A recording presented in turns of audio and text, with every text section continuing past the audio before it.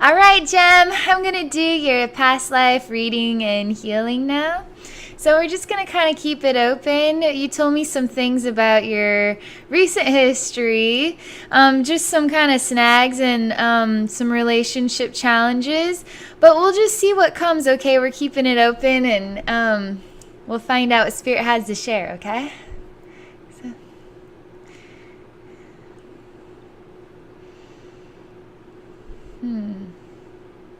There's instantly a bunch of witches on broomsticks. There's a sound that goes like kind of coming into landing. There's also what is sort of like a perfect wooden pole in the center of a perfectly rounded sort of greeny grassy patch. This one witch, though, she's all in black, but she reminds me of like the dumpling, like the blue witch, or like the little fairy from from Sleeping Beauty. She's like a little dumpling, you know. She's kind of puffed out and eats well, and she's cute, you know, and little and fairy, and she's blue. But it looks just like her, but she's all in black, and she's got like kind of, you know, the pointy hat, and it comes out, and then it's got like some sort of cottony piece that sort of ties here. So, I'm calling her Mum. She's got a clipboard and she's taking notice of some things. She's in charge here. She's got a sure pointy nose, but it's small and direct. It's discreet in its placement and size. She's doing this like she knows. I am still trying to get her to talk to me, but she's only sharing this wisdom right now. Trying to understand what she's got on her clipboard, what she's looking at, what her purpose is. She says, "Don't you know?" She's asking me, she's like, "Don't you know what this is about? Don't you have a clue yet what this is about?" So she's saying this to me without saying anything at all. As she's just still, you know, trying to make sure we got everything just like that. She's not easy to, it's sort of like, okay, you're like a grandma to me. Don't you want to play Uno or bake some cookies or something? But she's like a serious militant leader fairy or something. She's very focused on what her role is or her goals. She isn't swaying for anybody. I can't even change the scene. I'm forced to just look at her, observe her, try to comprehend her, try to get her to talk to me. She continues to ignore me. It's her seriousness, you know? It's as if there's a bunch of people here in a line that are waiting to go into a factory. And it's like they're going into their job, but it's a factory. And it kind of reminds me of like a bunch of cows lined up to go into slaughter. There's something very disturbing about it. Everything is in the shadows. There's something, it's kind of a roboticness to it. The people are living human beings, but they're acting like robots. The factory is where they work, but it's also like going to slaughter. And she is keeping tabs and track and make sure everybody is here, everybody is in line, and we are organized and ready to go. She doesn't have any feelings in her heart about the way others feel. The others are choosing to be in this line. They are accepting of this experience. Why should I care otherwise? Thing is there's more warmth to her than this, but she's not expressing it right now. She said, "You saw me. You finally saw me." She's not working on her clipboard. She's turning to me. She's softening now, and she's wanting to have a conversation. She said, "You see me for who I am on the inside. You know who I truly am on the inside. You see that I'm not a bad person." You see that I'm a good person? I say you're doing as you feel is right, although you also do not really reflect this type of woman. So your heart is quite warm to me, and I'm not certain why you're choosing to continue to be so hard, sort of hard-tempered. She again says, but you see who I am on the inside. You see that I do have a warm heart, despite everything else. You do see that. And I say, yeah, of course I see that. She says, I don't want to do this job anymore. She shows me there's sort of like a musical stand where you'd sort of set your music, and she's setting her clipboard piece on there and then her pen, and she's turning around and flying the other way. I am catching up to her. She is not communicating, acknowledge. She's just looking, continuing to look where she's flying. She's not acknowledging me anymore. But I'm continuing to run after her. I'm saying, wait. Don't you want to say anything else? Isn't there anything more to this? She's showing me that when she chooses to follow her heart, now her color is blue. Not necessarily sad, but it is the color she chooses to wear. Whereas before she wasn't really aligned with her heart, and then her color is black.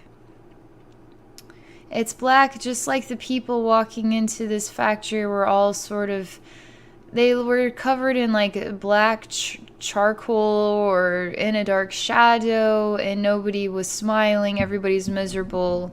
That's what it looked like. So again, they are wanting me to acknowledge that she's wearing blue clothing now, and she reminds me of the blue fairy from Sleeping Beauty.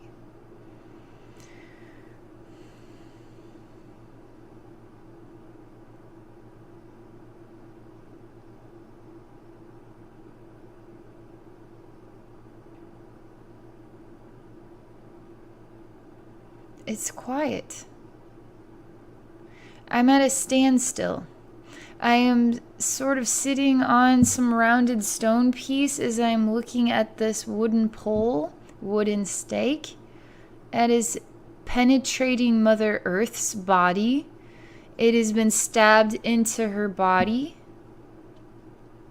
It looks like a really long pretzel stick without the salt. Don't eat it. It's wood. Wooden stake, they say. They're showing it quite like witches being burned on it. They're showing very distinctly, though, to look at it as something that was stabbed into Mother Earth and hurt her very badly. But they're also showing a reflection of women burned at the stake as well. There's me sitting on this sort of rock, just a little rock, rounded rock piece, and I'm just sitting here in contemplation. I am actually doing this, rubbing my face, my chin. I'm thinking right now about life, about where I've come, where I've been, what I've seen, what I've experienced, what I know, not just as a human being, but as a soul, also contemplating through the soul's life experiences as just this human in the now, right? So it's not just about what I remember being a human being in this lifetime. The soul memories expand in such a vast degree, you know. So even lifetimes you can't even remember still have an important role in the life experience today, whether you can remember it or not. You still feel inspirations coming or speaking to you from the past and inspiring your motivations, your feelings, your directions. So you have really old souls, can be people who have very impressive philosophies, or they seem to have a real spiritual knack, and they know real understanding of where it came from. They have special skills that they've sort of learned from many other lifetimes that sort of finding their way to the surface of this lifetime. So it's more than just being a human being sitting and thinking. it's a soul also in the body of a human being sitting and thinking too. It's a contemplation. It's expansive, and then it's sort of a finite mind too. So there's something important I have to tell you. I am taking a pen. I'm writing it down very, very quickly. I have to tell you this. If I can't, I'm just writing it really, really, really, really fast. I know what I have to do. I'm going to fold this paper up, lick the envelope. It's going in. I got to get this message to you right away. That's what I'm saying.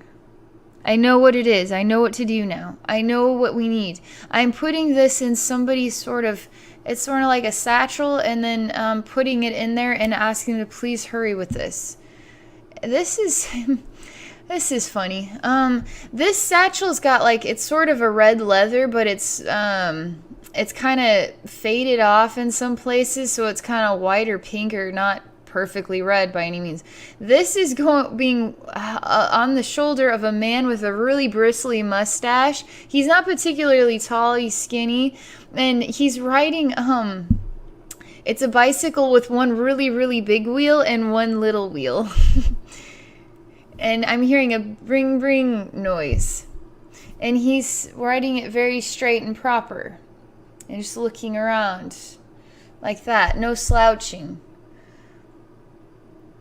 There's a busy road involved with this. It only feels busy because it's not particularly customary for there to be many cars, but it just seems like there's a lot of cars. Most people are still used to walking places, or even riding a horse or something. A bicycle still feels kind of extravagant. A bicycle of this kind, I don't even know how you get on this bicycle. It's just so strange.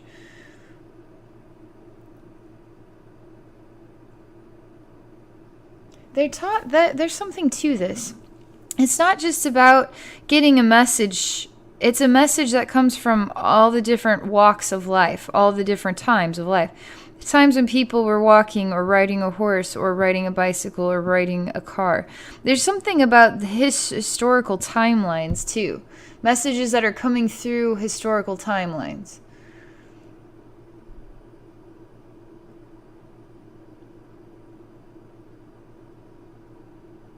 Because there's something else about the scene that makes me feel like it's just bits and pieces of a puzzle taken from other times and places, just sort of put here and blended to make it look like a place, but it feels like more than just this one place. There's just something really dry about the air or the ground. It's not really particularly cemented where these cars are driving through.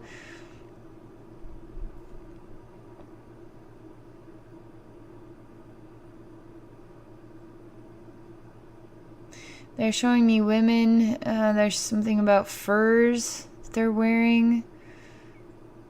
There's something a little bit more materialistic about their dress. This one has really bright red lipstick, and you could notice her very easily.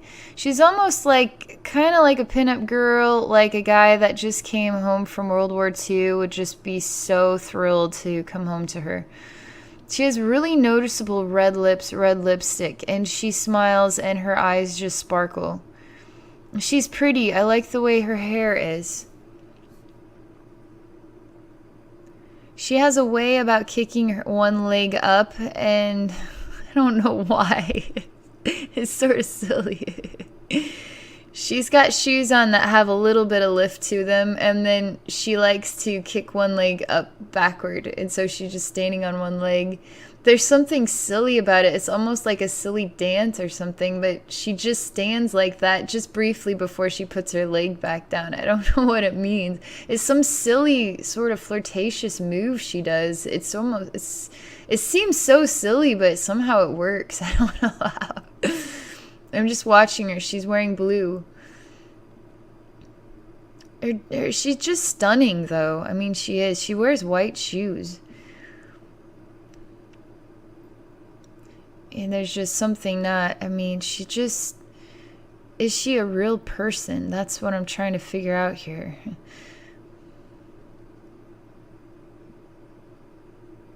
she just won't stop with the same smile and this motion with the foot up and then down, bend at the knee, just kick it back really quick and then put it down. It's kind of silly, but there's just something really plasticky about her. She may be able to have some charms that are absolutely stunning and eye-catching, but there's not really much that makes up her heart. I mean, when I go to the fairy and she's dressed in black and sort of being an evil fairy, right? I could still tell she had warmth in her heart, and that was who she truly was. This girl's more like you could see her being the mannequin in a store window. There's not much else to her than the fact that she just has a charming way of moving her physical body, but she doesn't really have a heart on the inside. I'm not experiencing joy in interacting with her. She doesn't like that. She doesn't like that I would say that about her. That makes me very rude. I wasn't talking to you, sorry. And I was just talking to myself. I said, I was like, what do you do? I was like, I'm just trying to understand you. I didn't mean to hurt your feelings. I guess you heard me. They're saying I meant to say all that. My spirit guides are wanting me to acknowledge I meant every word that I said, and that I do not have a reason or right to feel sorry for what I say in my analysis of an opinion of her. Say that's special too. It says something because as human beings there's sort of manners, but my spirit guides say it is appropriate for me to say and speak how I feel from my heart, and there's no shame in indicating that she really has no warmth about her at all. And she doesn't have any warmth about her. I'm also not mean. I don't mean to hurt her feelings, but they're not wanting me to say anything more about that. After acknowledging this truth about her, she's quite a disturbing force, and she's getting fading into the background, and it's sort of got a blue hue or haze to it, like a fog, like a bluish fog. I'm saying, show yourself. I know you're here. There's someone very unappealing in this scene. Is not visible to my eyes, but I can feel them. The only way I could describe it is an evil witch. An evil witch is in this scene. I'm not able to see her, but I can sure feel her. She does not have any feelings about other human beings. She doesn't care at all. She's very manipulative. She's very dark. She likes to put on faces as well. She wants you to see her as something that she's not, right? And in that case, what are the right manners? If she's manipulative and truly an evil witch, maybe the right manners are to just acknowledge that. Instead of being polite, no, they're saying not in this case, you are calling it out for what it is, and this is truly as you see and as you call it. This woman is coming to me. She looks like the evil stepmom from Cinderella. I mean, they really play it. They made it with that evil stepmother, the cartoon version. It's like they did it right, because every kid who watched that was like, ooh, she's scary. She's really scary, and her daughters are just terrible. They're just awful. You call it like you see it, You can't say the evil stepmom from Cinderella was nice. She wasn't. She was not nice. This is part of the wisdom. They need you to know this. There is so much evil. Like, I'm telling you, it's pure dark, and it's anger, and it's enough that it would be creating deceptive means to stab somebody in the back and blame it on somebody else. I mean, it is enough to create murder, is what it is. And it's, oh, let me see what else. I'm trying to define it as best I can, so I'm examining all these different ways that it reflects back at me. I don't seem interested anymore. Everything is faded out very quickly. I've receded backward, and I say, you know what? I've seen enough. Don't want to see anymore. Something about, where is my focus? Where am I paying my attention? And am I paying it towards the evil stepmom, or maybe should I do the handsome prince? There's something about acknowledging where the focus needs to be. Does not need to be focusing on what makes us miserable. Needs to be on what makes us feel enlightened, empowered, inspired, feel like we are transforming from the cinder girl to a princess, right? This is important. They're showing me a person being kicked when they're down. They're showing me there is value to me describing the Cinderella story. Not so much Cinderella as having like a stepmother that was not kind in behavior and was very rough or difficult towards you specifically, and challenged you because she hated you. But that was her role. Her soul's role was to challenge your soul in a comprehension of love. What is love and what is not love? To see, and I'm telling you, it's unwavering. She never, what do you say, gives you an inch, or she'll keep burying you over and over. It brings her joy to see how belittled she can make you, how small, how insignificant, how she can put you as just something insignificant that her shoe can just step on. And that's how her behavior is in this lifetime, in this reflection.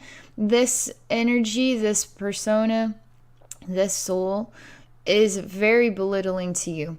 They're showing me how important it is for you to take your power back, because you aren't small. You're not the size of an ant, and her shoe can't step on you. You're the size of a human being, and you have power and strength in being who and what you are, and that enough can make her feel small.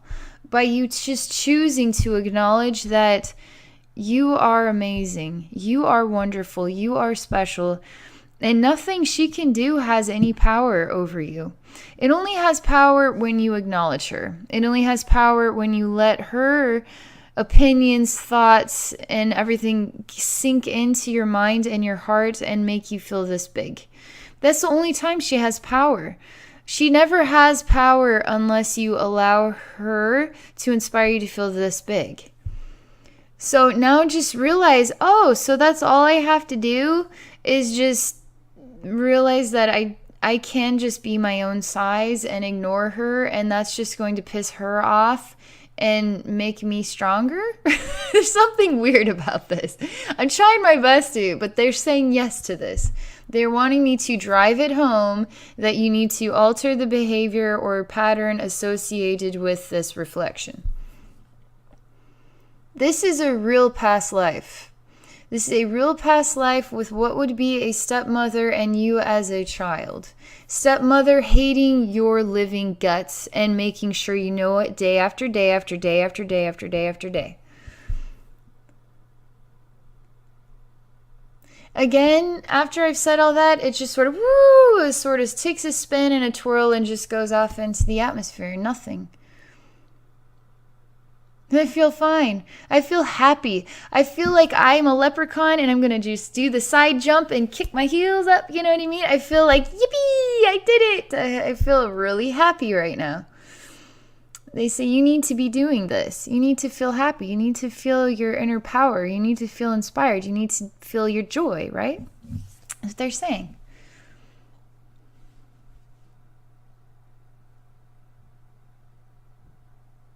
I'm examining the other scenes. I'm trying to speak to the fairy. It is not happening. I feel they are taking me somewhere else now. So let's see.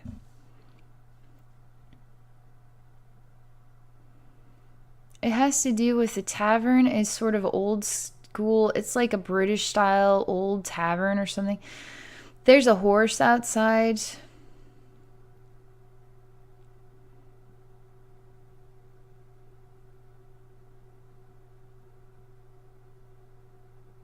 There's just a man here. He too. It's like, what are you, like writing a parking ticket for the horse or something? I mean, he's sort of licking his finger, pulling the sheet, and then writing like a ticket or something. But he's looking at the bar door. He's wearing sort of a blue hat and then a blue outfit. It's not particularly clean, but it's not dirty. It's just worn is the only way to describe it. It's worn. He's taking more notes. He's moving his nose to itch it, or he has an itch in his nose or something, like he's gonna sneeze. He is going much slower, and so slow now that it's like his eyes are getting bigger and bigger and bigger, like he sees something and it's causing him to pause out in what he's doing. And everything is just almost coming to a stop. He's getting paler, whiter in his skin. His mouth is going like that. There's somebody that just busts out of the door. This person's got to be like 300 pounds, but they're sturdy on their feet and they're jolly and loud and singing and coming out the bar. And some smaller person is trying to hold up this very large person. They're quite merry and drunk and singing, and you know they've spilt quite a lot of beer on themselves as well. There's just kind of that feel to it all. There's something more, though. There's something else.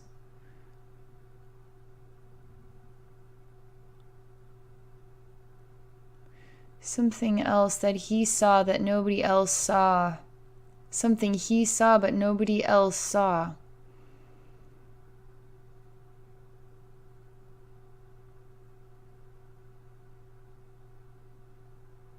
Something even you need to ask yourself, what is something that I've seen that nobody else seems to see, and how is it making me feel inside, and why have I stopped creating a note about it? Is it making me feel overwhelmed, bewildered? What is it? There's something to this scene. Let me see if I can find out anything else about it. I'm inspired to have him go into the bar. He's stuck. He's like frozen stuck. Other people are walking past him and he hasn't moved at all. He's still sort of frozen in position. But they can walk past and nobody seems to be acknowledging him anymore. Even this one person that's going into this place is pushing him down on the ground. And now it's like a horde of people walking into a very small tavern. They're even stepping over him now. It's like it's like a concert stampede of people. That's kind of what it's like right now. He's just being forgotten about. Nobody cares about him. Again, kicking you when you're down is what they're showing me. Feet kicking into you while you're unable to help yourself.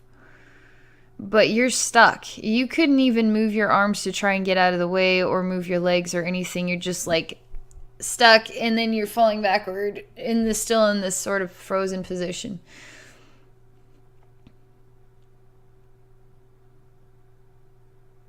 Everything's shaking and rumbling. There's like an earthquake scenario. It's just everything, and it's like the the act of all of the people running into this place as quickly as they can go. It's kind of interesting because it's something similar to the very beginning with all of those just people just walking into the factory, you know. And so again, you have just hordes of people just walking into this, but they're walking with excitement or, you know, emphasis. They weren't walking very excitedly into the factory, but it was like a huge stream of people. Both scenes are similar in that way.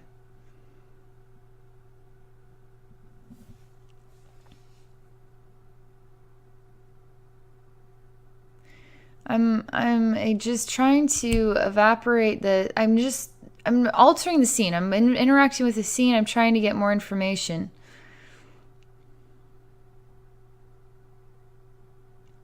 I'm picking up this man. I'm carrying him in my arms. I'm inspired to get over to the horse. I can't get through these people. They're too thick. The line is too thick. They won't make a space to let me through. I am growing my legs and walking over them. I am getting to the horse. I am getting on the horse as a female riding side saddle. I am still holding this man in my arms. It's so awkward. It seems impossible. The horse is now turning and I'm falling off the horse. It's sort of like a rotating chair just happened. So the horse turned and I'm now facing backward. And then I am now not even riding on the horse. It's just I'm coming down like an elevator back to the ground.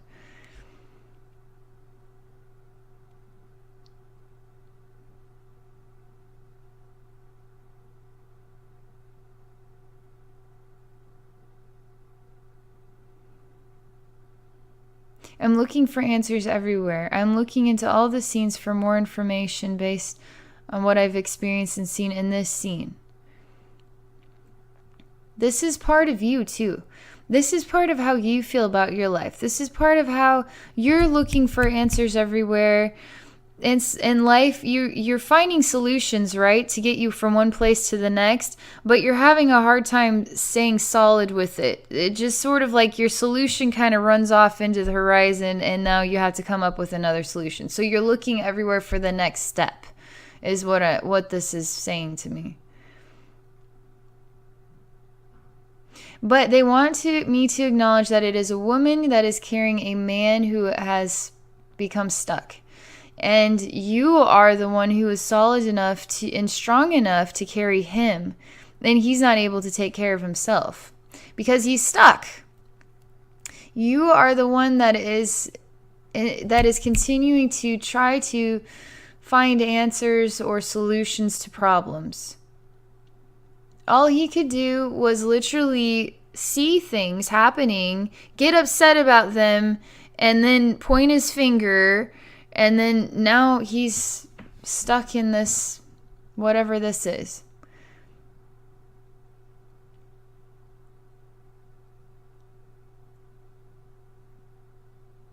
They asked me if I feel sorry for him.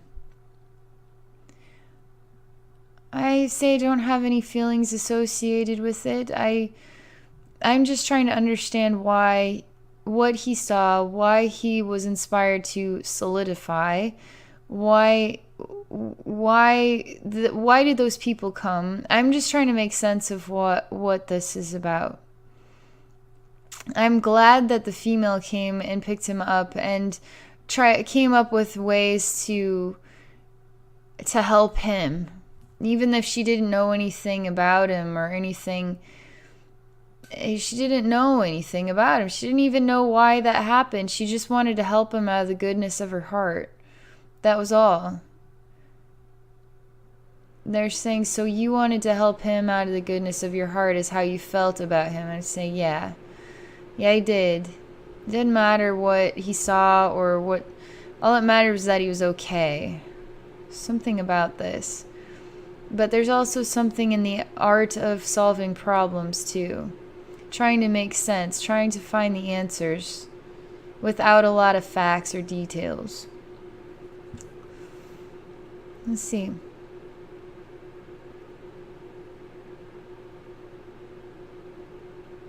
I'm inspired to say, it's okay. I've got you on the other side here. This is kind of funny.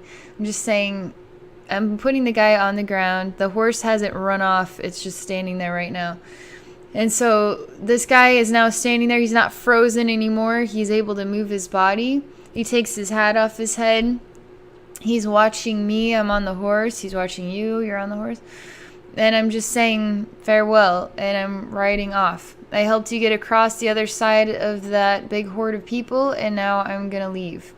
Thing is I thought this horse was his horse. They're saying, but you thought he was writing a ticket for the horse's parking job. I was like, yeah, I guess maybe it was my horse. Like, okay, this is good. I'm going to ride away now. Something about that.